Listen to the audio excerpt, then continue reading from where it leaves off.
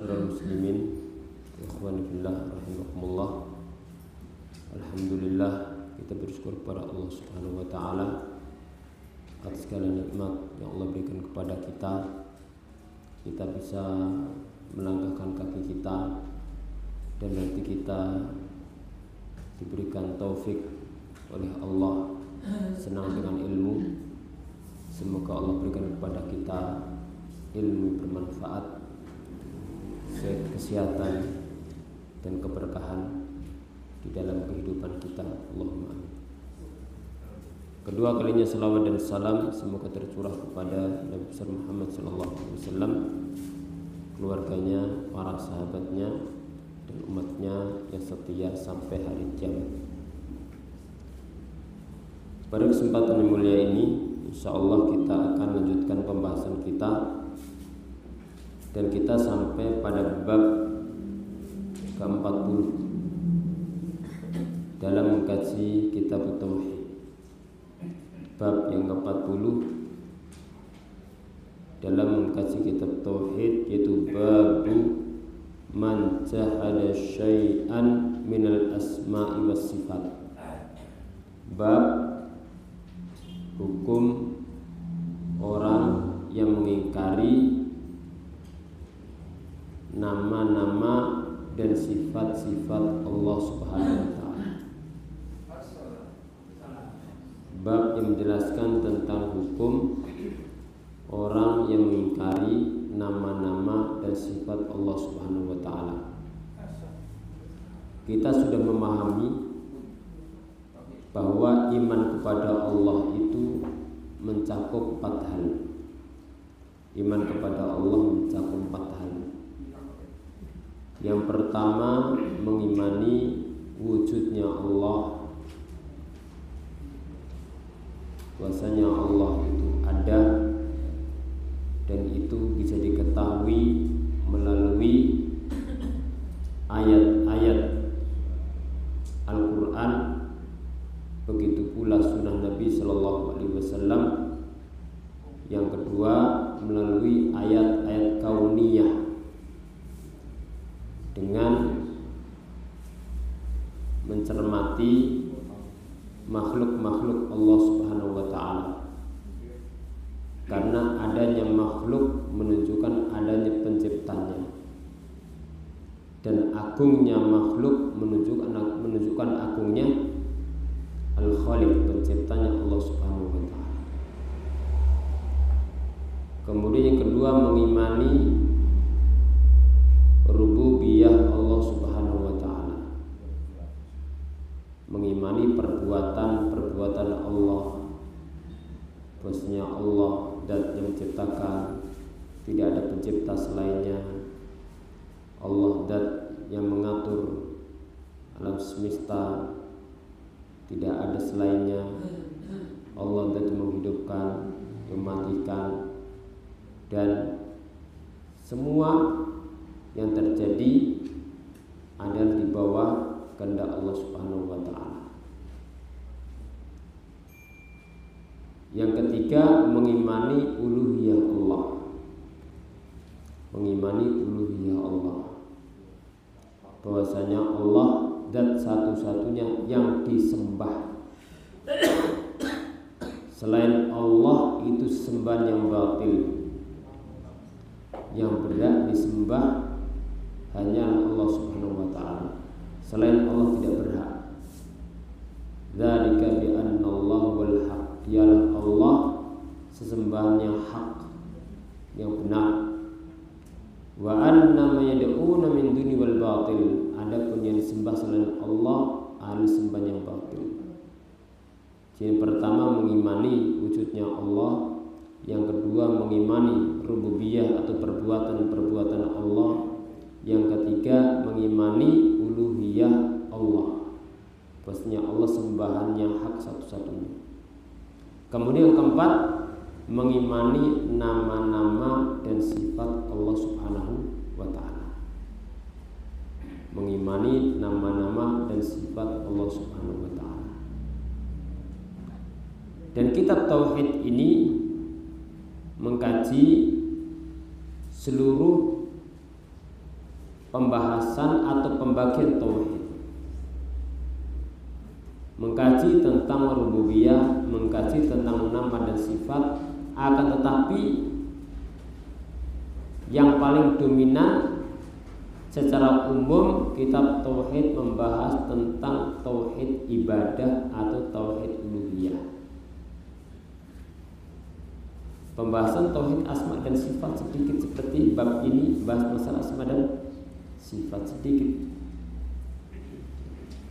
Kalau disebutkan tauhid asma wa sifat babun wahid, satu bab. Jadi fokusnya tentang tauhid uluhiyah. Karena memang yang banyak penyimpangan pada zaman al-mu'allif penulis adalah banyak dalam itu pelanggaran dalam uluhiyah. Banyak menyembah selain Allah, banyak menyembah orang mati, banyak kesyirikan, ya. Tapi insya Allah sebelum kita baca dalil-dalil dalam kitab ini, kita akan mengkaji sedikit satu tentang definisi tauhid asma dan sifat. Yang kedua, kita akan membahas hukum mengingkari nama dan sifat. Yang ketiga, kita akan belajar kenapa kita belajar tauhid asma dan sifat. Yang keempat, bagaimana cara mempelajari tauhid al-asma wa sifat. Ini 4 poin yang akan kita bahas, walaupun secara singkat. Kita mulai yang pertama, apa yang dimaksud dengan tauhid nama dan sifat? Tauhid nama dan sifat Allah adalah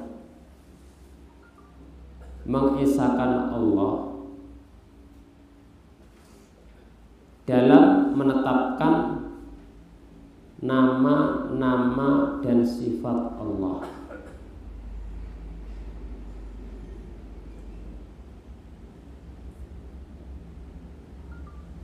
Yang Allah tetapkan dalam Al-Quran atau melalui lisan Rasulnya Shallallahu Alaihi Wasallam.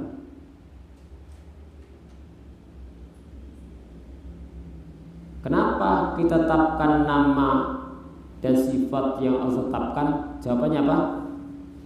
Karena tidak ada yang lebih tahu tentang Allah melainkan Allah Subhanahu wa Ta'ala. Antum a'lamu amillah? Apakah kalian lebih tahu dari Allah tentang dirinya? Tentu tidak. Berarti untuk mengenal tauhid al-asma wa sifat, sumber utamanya apa? Berita dari Allah, Al-Qur'anul Karim. Kemudian kenapa kita tetapkan nama dan sifat yang ditetapkan Rasul Shallallahu Alaihi Wasallam? Jawabannya apa? Karena tidak ada yang lebih tahu tentang Allah setelah Allah melainkan Rasulullah Shallallahu Alaihi Wasallam. Jadi tidak ada yang lebih tahu tentang Allah setelah Allah melainkan Rasulnya Shallallahu Alaihi Wasallam. Sehingga dalam mengkaji tauhid al-asma wa sifat harus merujuk di samping Al-Quran kepada sunnah Rasul Shallallahu Alaihi Wasallam. Ini dasar dalam memahami nama dan sifat yang Allah tetapkan, kita iman. Yang Rasul tetapkan, kita iman. Lalu hindari 4 hal dalam tauhid al-asma wa sifat. Min ghairi tahrif, yang pertama tidak kita rubah.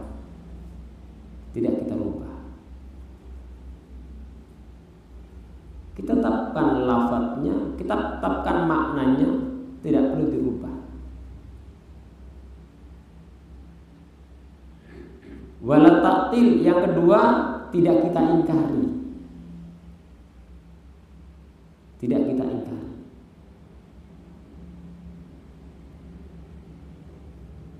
Yang ketiga, wal takif, tidak kita bagaimanakan. Bagaimana bersamanya Allah, tidak. Perkara gaib. Bagaimana yadullah, tangan Allah, tidak. Kita bagaimanakan. Kita imani, Allah menetapkan, sudah kita tetapkan. Wa mengeri tamtsil, tidak kita samakan dengan makhluknya. Tidak kita samakan dengan makhluknya. Cukup yang Allah tetapkan kita tetapkan, Rasul tetapkan kita tetapkan, dan kita hindari apa? Yang pertama, tahrif, tidak kita rubah. Yang kedua, tidak kita ingkari, taktil, tidak kita buang, tidak kita tolak. Yang ketiga, tidak kita bagaimanakan. Yang keempat, tidak kita samakan dengan makhluknya. Mungkin sebagian kita mengatakan, loh kan ada sebagian sifat Allah tetapkan untuk dirinya, tapi Allah juga tetapkan untuk makhluknya. Seperti Allah mensifati manusia sami'an basira, mendengar dan melihat. Berarti manusia kita sama, kita sifat basar, pendengaran, penglihatan. Itu cuma kesamaan nama lafaz, tapi hakikatnya tidak sama. Sebagaimana zat Allah tidak sama dengan makhluknya, maka hakikat sifat Allah tidak sama dengan makhluknya. Allah juga Rauf. Allah menetapkan Nabi Muhammad itu Raufur Rahim. Bil mu'minina Raufur Rahim. Ra'fah, lemah lembut, rahim, kasih sayang. Allah juga Rauf, juga Rahim. Itu cuma kesamaan lafaz, tapi hakikatnya tidak akan sama. Kesamaan nama tidak mesti sama pada hakikatnya. Jangankan antara makhluk dengan Al-Khaliq Allah Subhanahu wa taala. Makhluk dengan makhluk saja tidak sama. Kaki kita tidak seperti kakinya kursi, dan kita tidak mau disamakan. Itu baru sama makhluk. Lalu bagaimana dengan antara makhluk dengan Al-Khaliq Allah Subhanahu wa taala? Jadi itu definisi nama dan sifat Allah. Kalau kita baca melewati nama dan sifat Allah, sudah tetapkan, hindari 4 hal itu. Membaca hadis, membaca sifat Allah, tetapkan, hindari 4 tadi. Poin yang kedua, apa hukum orang yang mengingkari sifat Allah Subhanahu wa taala atau mengingkari nama dan sifat Allah? Mengingkari nama dan sifat Allah itu ada 2 macam. Mengingkari nama dan sifat Allah itu ada 2 macam. Yang pertama adalah ingkar tadzib, mengingkari dan mendustakan nama dan sifat yang Allah tetapkan dan Rasul tetapkan, atau yang tetapkan atau Rasul tetapkan. Allah tetapkan, diingkari. Allah tetapkan, diingkari. Oh tidak, Allah tidak punya sifat itu. Padahal Al-Quran menetapkan, sudah menetapkan. Kalau seperti ini, maka hukumnya kufur besar. Kenapa? Karena mendustakan berita yang Allah sampaikan dan mendustakan berita yang disampaikan Rasul Shallallahu Alaihi Wasallam berkaitan dengan nama dan sifat. Jadi kenapa orang mengingkari sifat Allah itu kufur besar? Jawabannya apa? karena mendustakan yang Allah beritakan, yang Allah sampaikan, dan mendustakan yang disampaikan Rasulullah Shallallahu Alaihi Wasallam. Yang kedua adalah ingkar takwil. Dia mengingkari yang bentuknya takwil, memalingkan dari makna kepada makna yang lainnya. Mengingkari dalam artian mentakwil, memalingkan dari makna kepada makna yang lainnya. Maka dalam hal ini ada dua hukum. Yang takwil, memalingkan dari makna kepada makna yang lainnya. Yang pertama adalah takwil yang tidak ada musawwifnya, sama sekali tidak ada landasannya membenarkan dalam sisi bahasa, sama sekali gak nyambung, sama sekali gak ada kaitannya. Maka ini hukumnya seperti yang pertama, kufur besar. Adapun yang kedua, orang yang ingkarnya takwil, memalingkan dari makna ke makna yang lainnya, masih bisa ya disangkut-sangkutkan dengan sisi bahasa. Iji ono nyambung-nyambungi. Seperti yat dipalingkan kepada nikmat, ya, dipalingkan kepada kekuasaan. Itu namanya ingkar takwil. Dia mentakwil. Maka jatuhnya pada kufur asghar, kufur kecil. Berbeda dengan yang sebelumnya. Karena masih ada syubhat.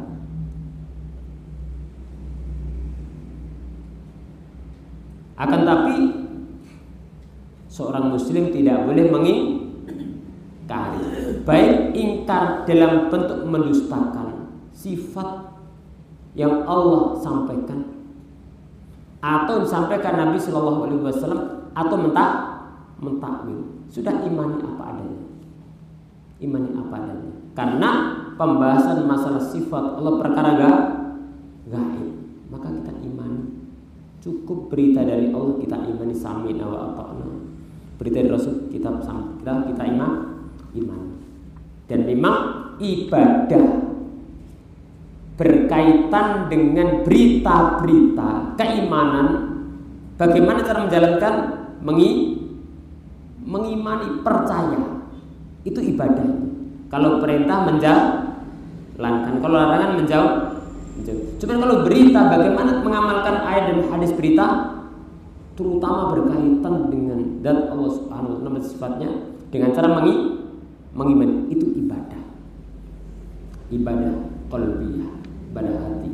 Dan ibadah hati adalah ibadah yang merupakan asas yang paling agung. Sekarang kita masuk pada poin yang ketiga. Mengapa kita mempelajari tauhid al-asma dan sifat? Mengapa kita mempelajari tauhid nama dan sifat?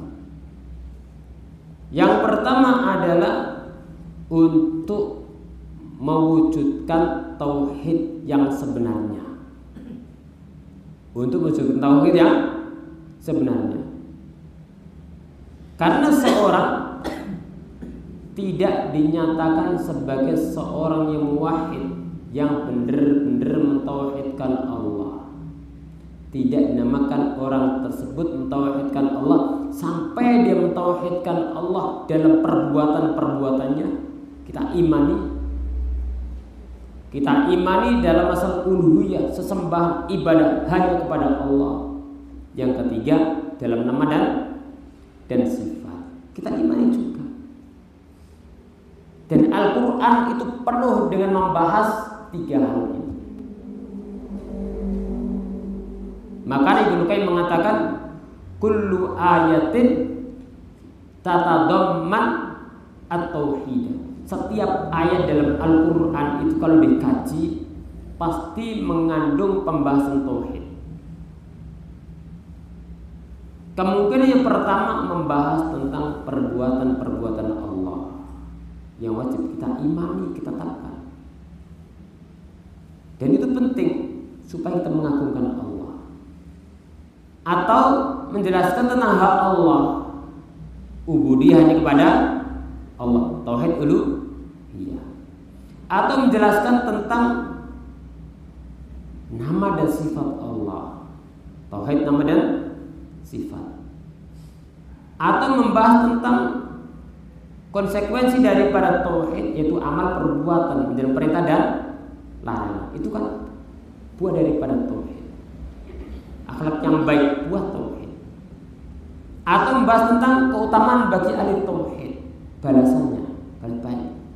Atau membahas tentang hukuman bagi ahli kesyirikan di dunia di akhirat. Jadi Al-Quran tidak lepas dari pembahasan masalah at-tauhid. Kullu ayatin fil Quran tatadammanu at-tauhid. Setiap ayat Al-Quran itu mengandung pembahasan tentang tauhid. Jadi yang pertama, kenapa kita belajar tauhid?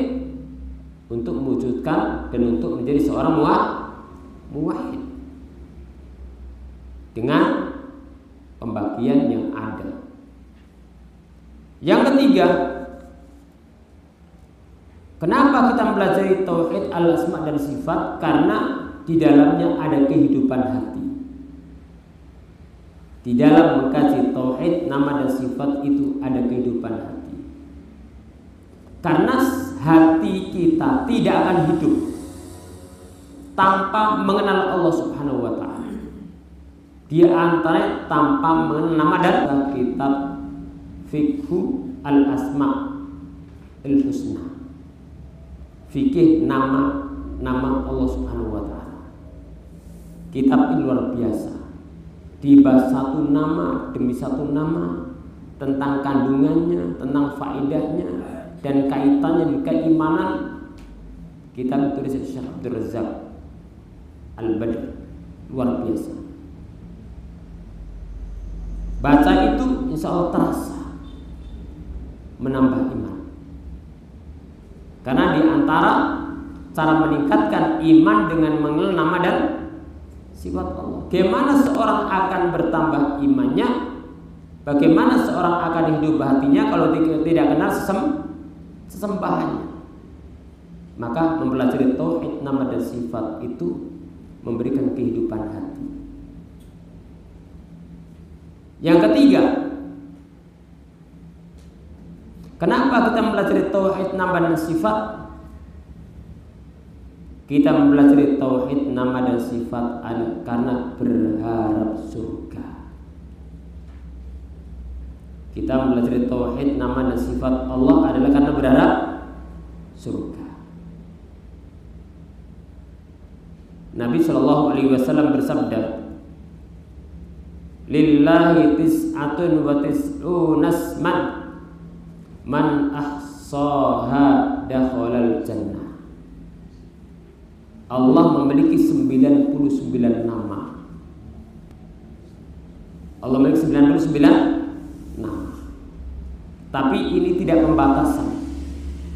Tapi ini berkaitan dengan keutamaan yang ada dalam hadis ini. Karena dalam hadis yang lainnya Nabi Shallallahu Alaihi Wasallam bersabda,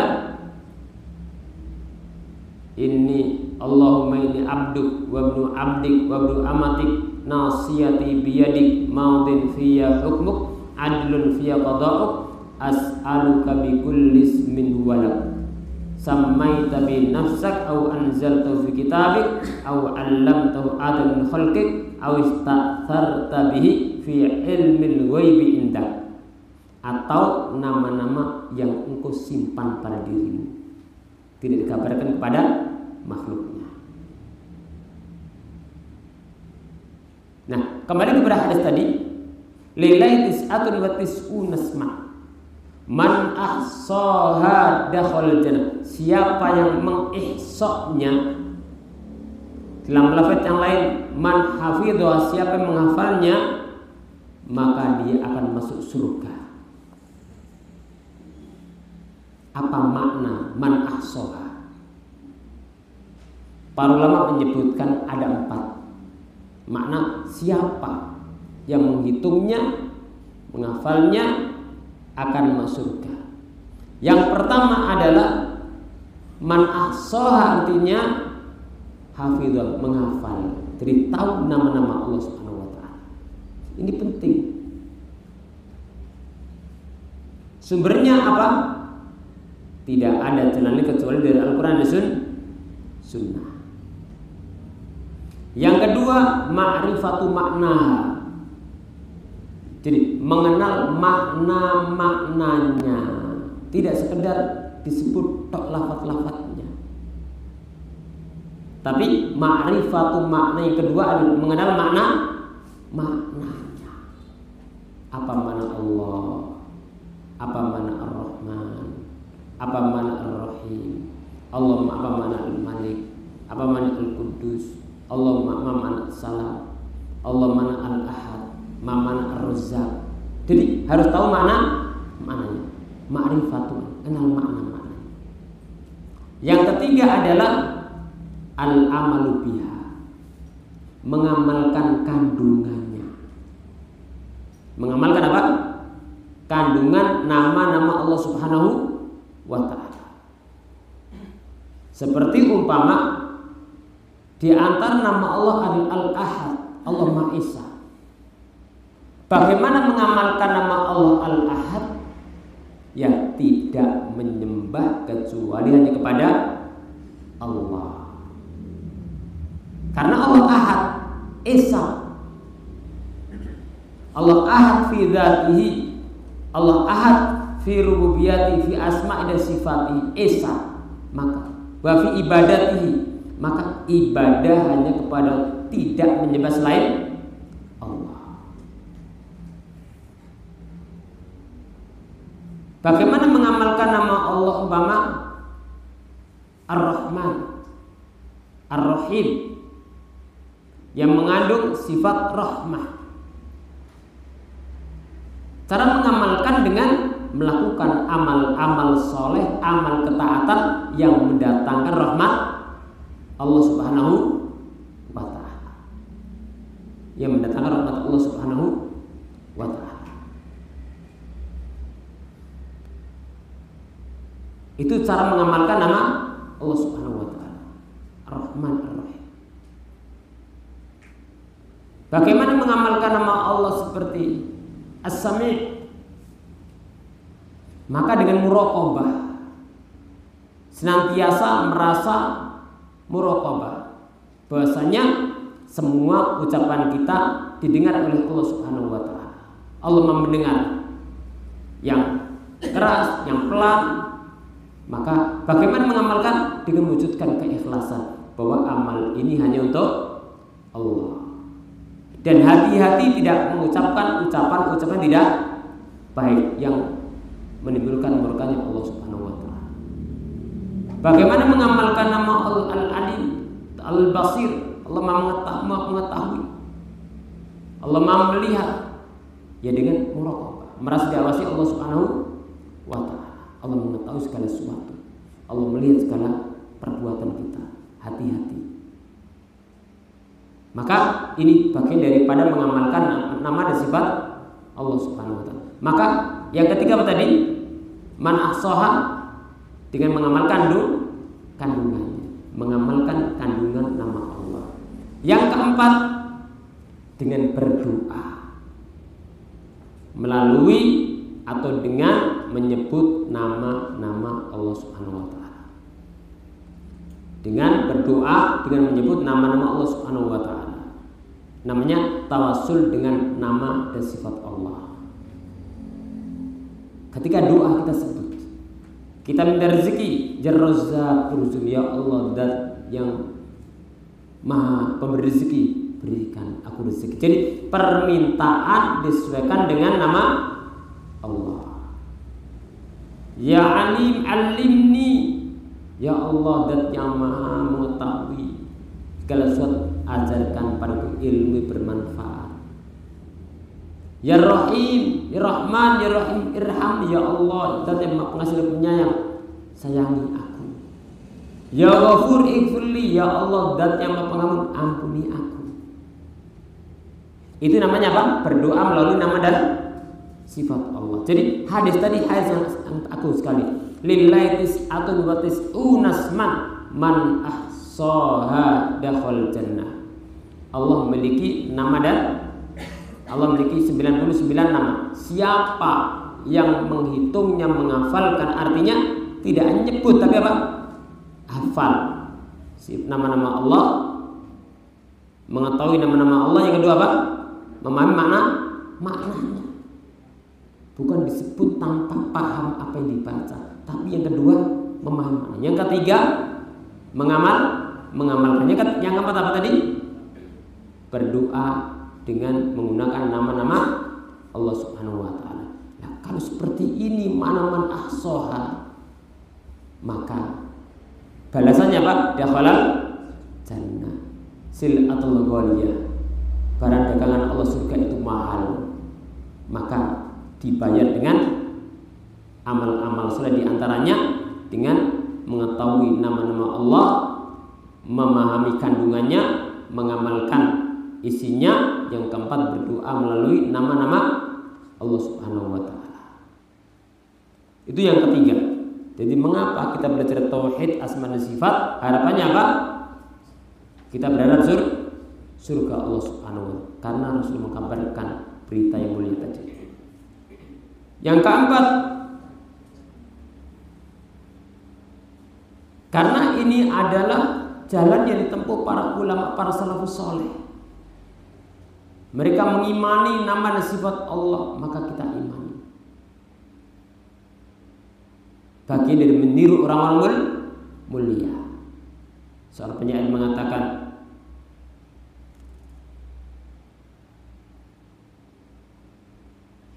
tentang mencontoh orang-orang mulia, yaitu tirulah orang-orang mulia walaupun tidak bisa persis seperti mereka, karena meniru orang-orang mulia adalah keberuntungan. Kemudian yang keempat adalah kenapa kita mempelajari nama-nama dan sifat Allah, supaya tidak jatuh dalam penyimpangan. Karena ada orang yang merubah-rubah sifat Allah dan namanya. Ada juga orang yang mengingkari nama dan sifat Allah. Ada orang yang membagaimanakan sifat Allah. Ada orang yang menyamakan sifat Allah dengan makhluknya. Maka kita mempelajari akidah tauhid al-asma dan sifat yang benar sesuai dengan manhaj para salafus saleh al-sunnah wal jamaah, supaya apa? Tidak jatuh dalam penyimpangan, sehingga mengimani yang Allah kabarkan untuk dirinya, kita mengimani yang dikabarkan Nabi Shallallahu Alaihi Wasallam dalam sunnahnya, dan tidak jatuh dalam apa tadi? Tahrif, merubah atau mengingkari atau membagaimanakan atau apa? Menyamakan dengan makhluknya.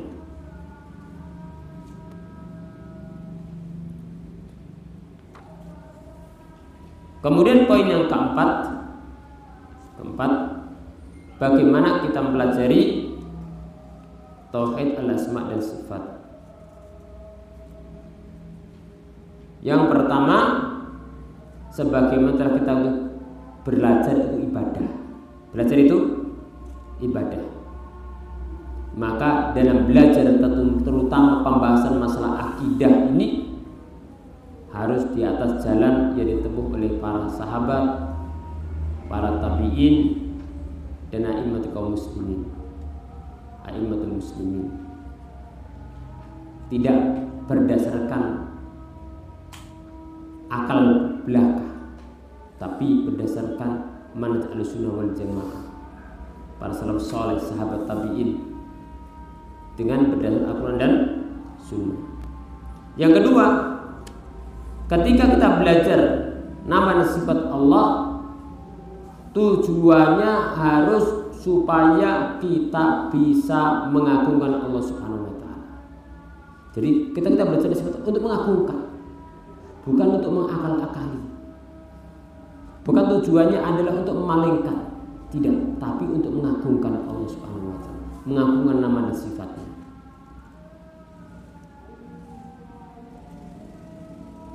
Kemudian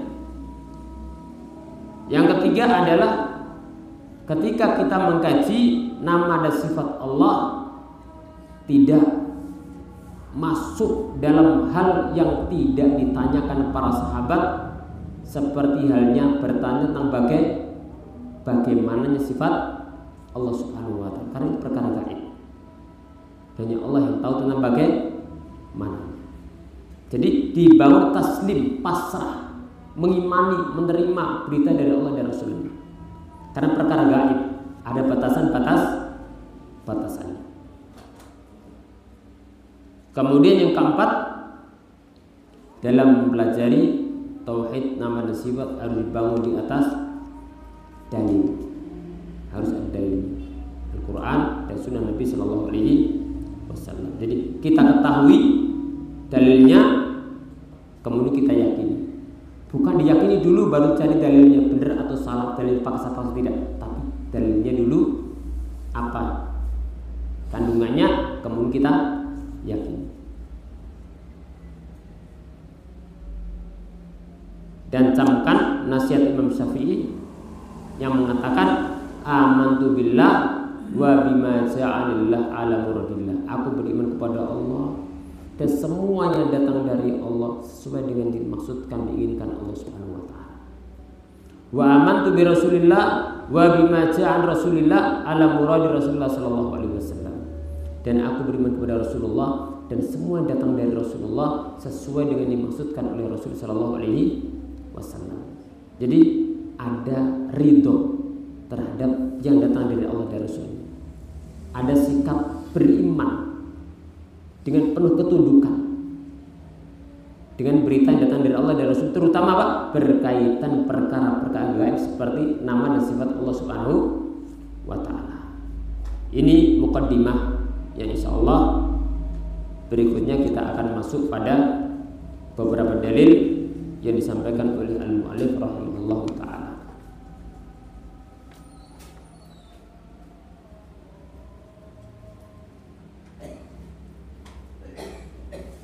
Mudah-mudahan yang kita bahas bermanfaat. Aku qouli hadza wa astaghfirullaha lakum. Insyaallah pembahasan ini kita sambung pada pertemuan yang akan datang insyaallah. Yang ada kesempatan monggo habis ini di musolanya Pak Sahat insyaallah kita ngaji sedikit pembahasan masalah fikih. Aku qouli hadza. Assalamualaikum warahmatullahi wabarakatuh.